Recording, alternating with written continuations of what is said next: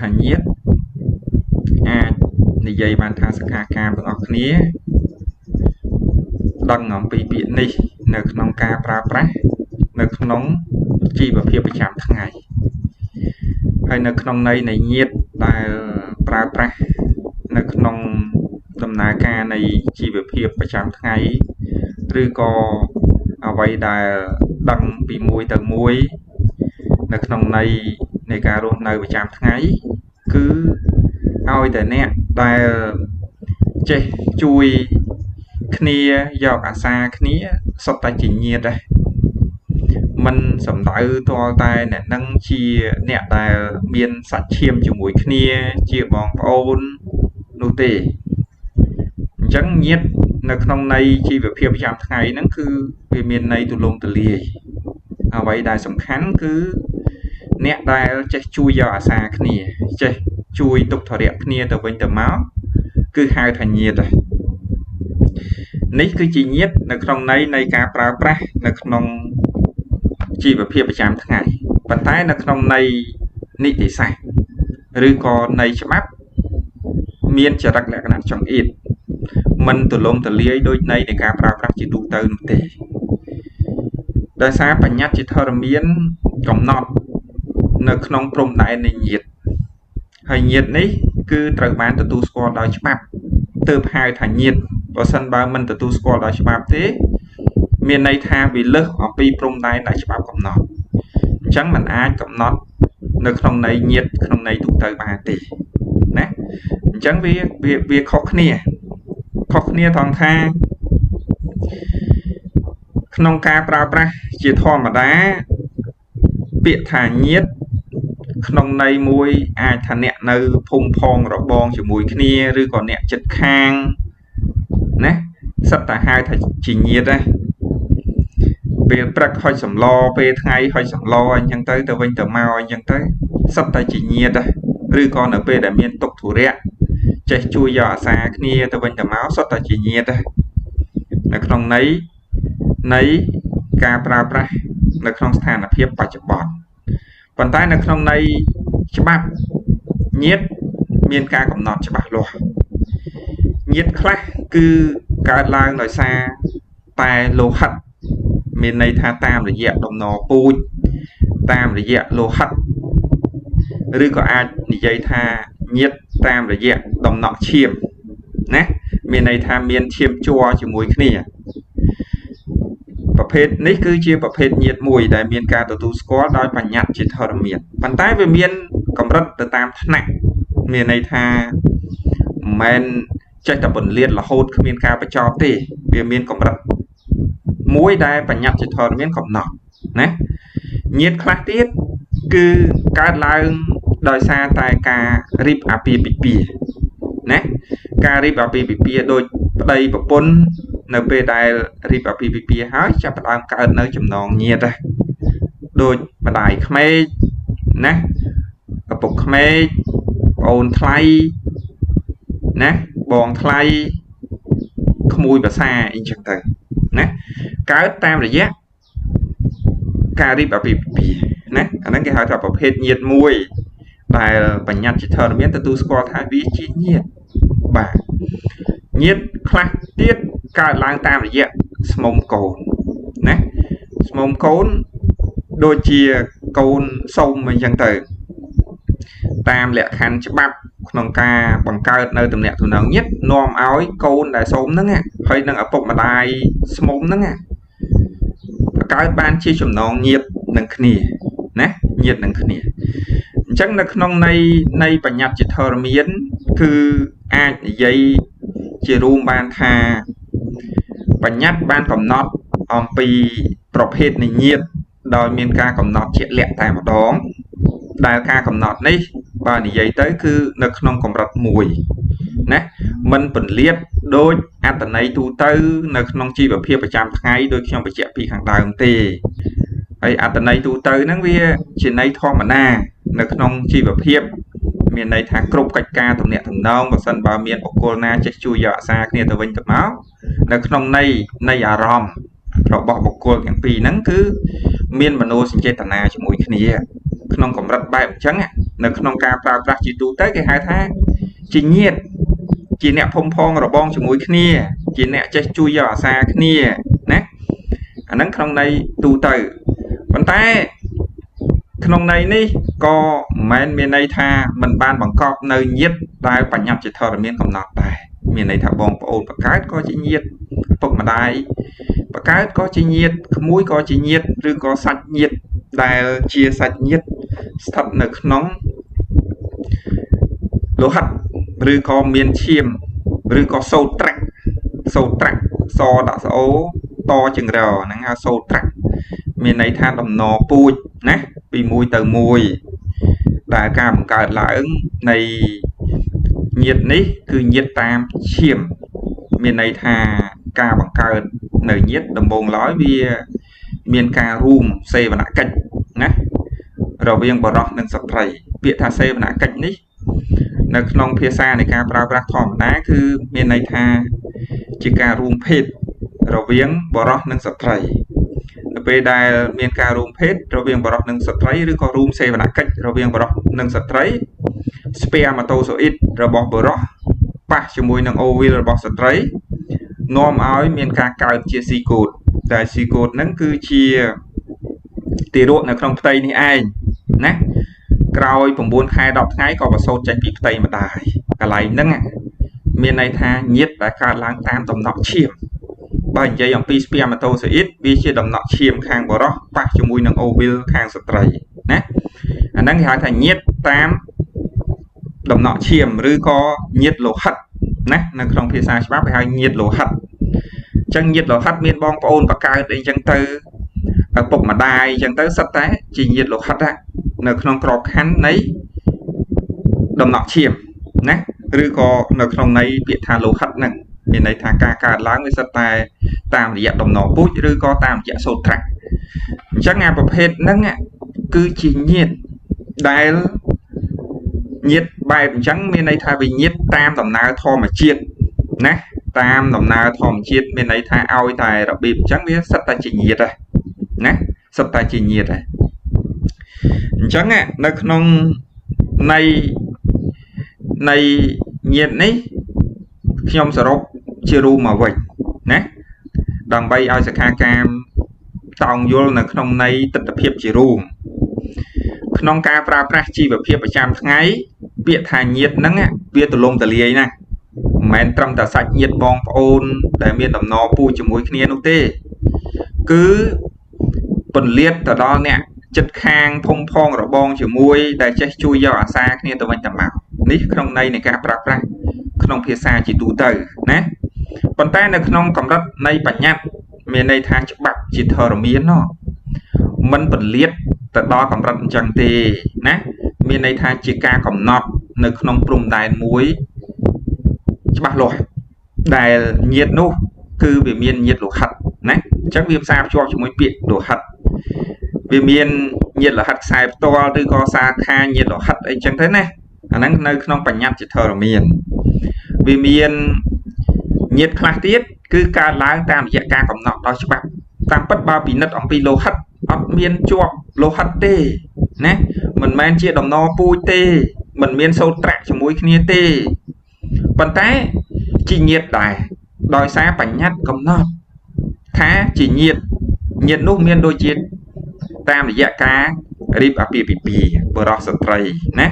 ពេលហ្នឹងសកម្មកម្មចាប់ផ្ដើមតោងយល់បដានៅពេលដែលមានការរៀបអាពាហ៍ពិពាហ៍រវាងបុរសស្ត្រីមានន័យថាប្តីជាញាតិរបស់ប្រពន្ធណាប្រពន្ធជាញាតិរបស់ប្តីណាសាច់ញាតិខាងប្តីក៏ជាញាតិរបស់ប្រពន្ធសាច់ញាតិខាងប្រពន្ធក៏ជាញាតិរបស់ប្តីប៉ុន្តែសាច់ញាតិកម្រិតត្រឹមកម្រិតមួយតែបញ្ញត្តិកំណត់ត្រឹមកម្រិតមួយថាសាច់ញាតិត្រឹមកម្រិតណាគឺជាញាតិរបស់ប្តីខាងប្រពន្ធហើយសាច់ញាតិត្រឹមកម្រិតណាជាញាតិរបស់ប្រពន្ធខាងប្តីណា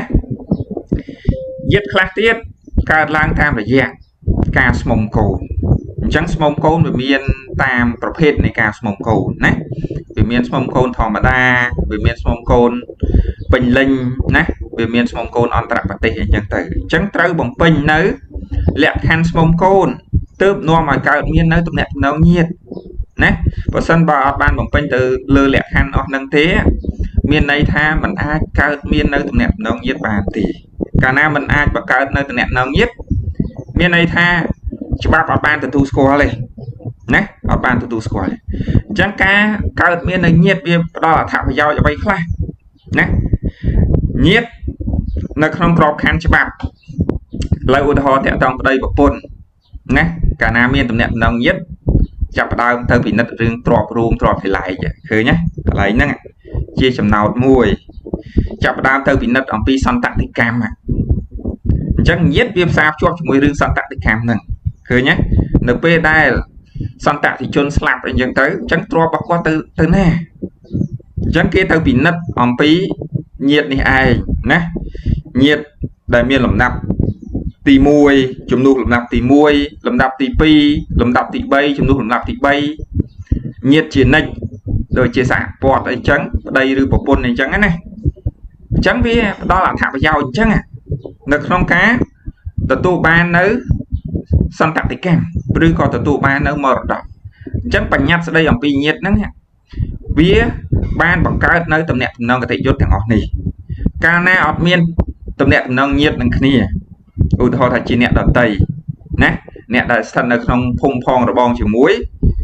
អញ្ចឹងគាត់មិនមែនជាញាតិតាមបញ្ញត្តិជាធរមានទេអ្វីត្បិតតែគាត់ជាអ្នកចិត្តខាងក្នុងន័យទូទៅអាចនិយាយថាញាតិមែនប៉ុន្តែនៅក្នុងន័យច្បាប់អត់ទទួលស្គាល់អំពីលក្ខខណ្ឌនឹងទេដែលនាំឲ្យកើតមាននៅញាតិទេ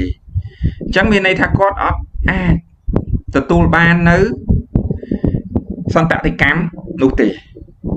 អញ្ចឹងនាំឲ្យកន្លែងនេះមានន័យថាបញ្ញត្តិរដ្ឋបတ်តែម្ដងមានន័យថាបើគាត់មិនមែនជាសន្តតិជនផងអញ្ចឹងគាត់មិនមានលក្ខណៈសម្បត្តិជាអ្នកដែលទទួលបាននៅទ្រព្យសម្បត្តិរបស់អ្នកស្លាប់គាត់អត់អាចទេដោយសារគាត់មិនមែនជាញាតិណាអញ្ចឹងអាទ្រព្យហ្នឹងវាត្រូវស្វែងរកញាតិអ្នកដែលជាញាតិពិតប្រាកដហ្នឹងដែលញាតិដែលច្បាប់ទទួលស្គាល់នោះហើយបើសិនបើញាតិច្បាប់ទទួលស្គាល់មិនមានទេទ្រព្យហ្នឹងធ្លាក់ទៅជាទ្រព្យសម្បត្តិឯកជនរបស់រដ្ឋណាអញ្ចឹងបញ្ញត្តិស្ដីអំពីញាតិហ្នឹងវាមានសារៈប្រយោជន៍អញ្ចឹងនៅក្នុងន័យនៃការកំណត់អំពីអ្នកដែលទទួលបាននៅសន្តតិកម្មឬក៏អ្នកដែលមានចំណែកនៅក្នុងការទទួលបាននៅសន្តតិកម្មណាហើយបញ្ញត្តិស្ដីអំពីញាតិនេះបើសិនបើឪពុកម្ដាយហើយកូនវាមានអត្ថប្រយោជន៍យ៉ាងម៉េចតាក់ទងជាមួយកាតព្វកិច្ចហារកិច្ចឃើញទេកូនដែលអត់ទាន់គ្រប់អាយុ18ឆ្នាំមានត្រូវទទួលបាននៅអាហារកិច្ចពីឪពុកម្ដាយមានន័យថាឪពុកម្ដាយត្រូវតែទទួលខុសត្រូវចំពោះកូនហ្នឹងឃើញទេកន្លែងហ្នឹងដោយសារអីដោយសារមានចំណងញាតិហើយចុះបើសិនបើអត់មានសួរថាទៅរកអ្នកដតីដែលមិនមានចំណងញាតិឲ្យមកទទួលខុសត្រូវកាតព្វកិច្ចហារកិច្ចបានទេចម្លើយគឺអត់អាចទេវាមិនមែនជាកាតព្វកិច្ចក្នុងការតម្រូវឲ្យអ្នកនឹងត្រូវតែទទួលខុសត្រូវទេណាប៉ុន្តែតាក់ទងជាមួយនឹងអ្នកដែលមានចំណងញាតិដែលជាឪពុកម្ដាយគឺត្រូវមានការទទួលខុសត្រូវសូម្បីតែនៅក្នុងរដ្ឋធម្មនុញ្ញដែលសិក្ខាកាមបានអានកាលពីសប្តាហ៍មួយនោះដែលស្ថិតនៅក្នុងជំពូកទី3ស្ដីអំពីសិទ្ធិនិងករណីកិច្ចរបស់ប្រជាពលរដ្ឋខ្មែរនៅក្នុងរដ្ឋធម្មនុញ្ញឆ្នាំ1993គឺមានចំណុចមួយអំពីការទទួលខុសត្រូវរបស់ឪពុកម្ដាយចំពោះកូនប៉ុន្តែកូនមានករណីកិច្ចវិញណាឪពុកម្ដាយមានកាតព្វកិច្ចចិញ្ចឹមបីបាច់ថែរក្សាកូនចំណែកឯកូនមានករណីកិច្ចក្នុងការមើលថែទាំឪពុកម្ដាយអញ្ចឹងមានទៅមានមកគ្រាន់តែចរិតលក្ខណៈនៃការចាប់បង្ខំមានន័យថាកាតព្វកិច្ចដាច់ខាតត្រូវតែមានចំពោះកូនដែលមានអាយុក្រោម18ឆ្នាំឬក៏ពុំទាន់ទទួលបាននៅអត្តាធនភាពឬក៏ពុំទាន់ទទួលបាននៅនីតិភាពណាភាពជានីតិជនអញ្ចឹងកន្លែងហ្នឹងជាកន្លែងមួយដែលផ្ទៀងផ្ទាត់ជាមួយនឹងអត្តន័យណាអំពីពាក្យថាញាតិដើម្បីដឹងអំពីសារៈប្រយោជន៍ហេតុអីបាននាំឲ្យមានការបង្កើតញាតិណាដោយប្តីប្រពន្ធដែលគាត់រៀបការប៉ុន្តែគាត់មិនទាន់ចុះសបុតអាពាហ៍ពិពាហ៍ចឹងហេតុអីបានគាត់ចង់ចុះសបុតអាពាហ៍ពិពាហ៍ណាដោយសារកាលណាចុះសបុតអាពាហ៍ពិពាហ៍ វានាំឲ្យតម្លៃការងារខាងក្នុងផ្ទះហើយខាងក្រៅផ្ទះខាងក្រៅផ្ទះមានតែតម្លៃការងារខាងក្នុងផ្ទះហើយនឹងខាងក្រៅផ្ទះគឺស្មើគ្នាអញ្ចឹងចំណូលដែលប្តីរបស់គាត់រកបាននៅក្នុងអំឡុងពេលអាពាហ៍ពិពាហ៍វាដូចជាចំណូលរបស់ប្រពន្ធដែលជាស្ត្រីនៅក្នុងផ្ទះឬក៏មេផ្ទះណាអញ្ចឹងវាមានតម្លៃអញ្ចឹងនាំឲ្យទ្រព្យដែលរកបានជាប្រភេទនៃទ្រព្យរួមណាមានន័យថាជាទ្រព្យដែលមានចំណាយប្តីហើយនិងប្រពន្ធជាគោលការណ៍ 50% ម្នាក់ហើយនៅពេលដែលកើតមាននៅសន្តតិកម្មណាមានឧទាហរណ៍ថាខាងប្រពន្ធស្លាប់ឬក៏ខាងប្តីស្លាប់នាំឲ្យប្រពន្ធឬក៏ខាងប្តីដែលនៅរស់ហ្នឹងគាត់ក៏ទទួលបាននៅមរតកដែលជាចំណែកដែលបន្សល់ទុកដោយអ្នកស្លាប់ឬក៏បន្សល់ទុកដោយប្រពន្ធដែលស្លាប់ឬក៏ប្តីដែលស្លាប់នោះកន្លែងហ្នឹងនាំឲ្យគាត់ជាសន្តតិជនមានន័យថាមានសិទ្ធិក្នុងការទទួលបាននៅសន្តតិកម្មហើយចុះបើសិនបើគាត់អត់បានចុះសបុតអាពាហ៍ពិពាហ៍តើកើតមាននៅហេតុអស់ហ្នឹងដែរឬអត់ចម្លើយគឺអត់មានទេទ្រព្យដែលរកមកបានឧទាហរណ៍ថាគាត់រស់នៅអនិច្ចសង្វាសទ្រព្យដែលរកមកបានជាប្រភេទទ្រព្យអវិភាគទៅវិញណាអញ្ចឹងមានន័យថាទៅតាមចំណែកទៅតាមភាគទៅតាមផ្នែកអញ្ចឹងវាលែងជាប្រភេទនៃទ្រព្យរួមហើយណាហើយតកតងជាមួយការកើតមាននៅសន្តតិកម្មក៏អត់អាចកើតមានដែរដោយសារអីដោយសារមិនមែនជាញាតិផងហ្នឹងច្បាប់ទទួលស្គាល់តតែអ្នកហ្នឹងរៀបអាពាហ៍ពិពាហ៍ត្រឹមត្រូវតាមលក្ខខណ្ឌចុះបើសិនបើគាត់អត់បានរៀបអាពាហ៍ពិពាហ៍ត្រឹមត្រូវតាមលក្ខខណ្ឌសួរថាតើមានទំនាក់ទំនងញាតិមកពីណាណាអញ្ចឹងអាបញ្ញត្តិស្ដីអំពីទំនាក់ទំនងញាតិហ្នឹងគឺផ្ដល់អត្ថប្រយោជន៍បែបដូចនេះណាបាទអញ្ចឹងនៅពេលដែលសិក្ខាកាមបានយល់ដឹងថាញាតិហ្នឹងហេតុអីបានបញ្ញត្តិទាមទារឬក៏បញ្ញត្តិបានកំណត់អំពីលក្ខខណ្ឌក្នុងការឲ្យកើតមាននៅញាតិតើវាផ្ដល់អត្ថប្រយោជន៍អីខ្លះអត្ថប្រយោជន៍ដូចខ្ញុំរៀបរាប់ជូនអញ្ចឹងណាវាមានទាំងអស់ហ្នឹងដែលជាអត្ថប្រយោជន៍ជាមូលដ្ឋាននៅក្នុងការបង្កើតនៅទំនាក់ទំនងញាតិឧទាហរណ៍តាក់ទងស្មុំកូនចុះបើសិនបើអត់កើតមានការស្មុំកូនសួរថាតើកូនហ្នឹងកើតជាញាតិរបស់ឪពុកម្ដាយចិញ្ចឹមដែរឬអត់ចម្លើយគឺអត់ទេតើតែមានការស្មុំកូនហើយកាលណាស្មុំកូនហើយនាំឲ្យកូនហ្នឹងដូចកូនបកើតអញ្ចឹងទោះបីជាខ្លួនមិនបានបកើតតាមរយៈលោហិតក៏ដោយក៏កូនហ្នឹងនៅក្នុងគោលការណ៍ច្បាប់នៅក្នុងបញ្ញត្តិជាធរមានគឺកំណត់ជាក់ច្បាស់ថាមានសិទ្ធិដូចកូនបង្កើតកាលណាមានសិទ្ធិដូចកូនបង្កើតមានតែកូនបង្កើតមានសិទ្ធិក្នុងការទទួលបានអីកូនស្មុំក៏មានសិទ្ធិក្នុងការទទួលបានដូចគ្នាដែរណាគ្រាន់តែថាចរិតលក្ខណៈនៃស្មុំកូននេះត្រូវតែបំពេញលក្ខខណ្ឌនៃការស្មុំកូនมันអាចមិនបំពេញលក្ខខណ្ឌនៃការស្មុំកូនទេបើសិនបើមិនបំពេញលក្ខខណ្ឌនៃការស្មុំកូនវានាំឲ្យมันមានកើតនៅស្មុំកូនទេណាអញ្ចឹងស្មុំកូនវាត្រូវការលក្ខខណ្ឌណាលក្ខខណ្ឌគឺចុងក្រោយគឺដីកាសម្រាប់ពីតុលាការតាមរយៈពាក្យសុំហើយចំណុចនេះសិតតែខ្ញុំបញ្ជាក់នៅក្នុងមេរៀនទេគ្រាន់តែថាឥឡូវហ្នឹងខ្ញុំបង្ហាញនៅក្នុងក្របខ័ណ្ឌជាសេចក្តីប្រើមួយដើម្បីឲ្យសិក្ខាកាមយល់អំពីបរិបទជុំវិញនៃពាក្យថាញាតិបាទ